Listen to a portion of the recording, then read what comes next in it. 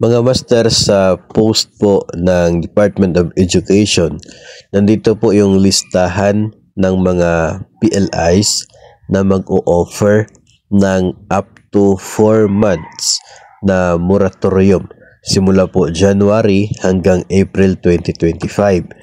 Yung 4 na buwan na yan, isang buwan para sa lahat ng kanila pong mga borrowers. Ito po ay regardless kung saan po kayo nakatira, no? Tapos yung 3 buwan naman ay para sa mga personnel na apektado sa mga o kaya ay nakatira sa mga lugar na naka-identify as calamity stricken na mga lugar, yung nasa listahan po ng memo ng DepEd.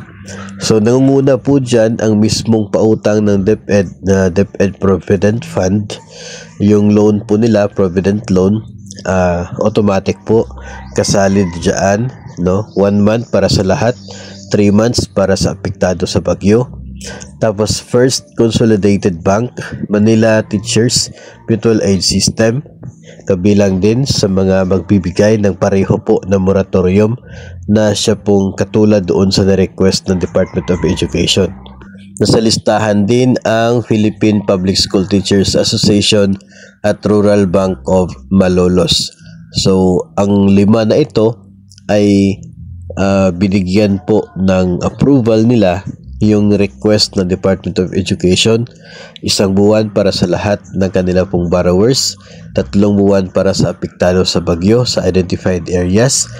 Tapos of course, dahil wala pong dagdag na mga notes dyan sa post ng DepEd, so we all assume na ito po ay sunod sa request na wala pong deduction at wala pong interest sa loob po ng mga buwan na mayroong loan moratorium. At ang epekto niyan ay magdadagdag lamang ng doon po sa loan term, either 1 or 4 months doon po sa loan term sa pagtatapos ng loan para pambayad doon sa period ng moratorium. So ang 5 ito ay siya pong mayroong pinakamagandang balita na inihatid sa mga personnel po ng Department of Education bilang tugon sa request ni DepEd Secretary Sani Angara doon sa issue ng loan moratorium.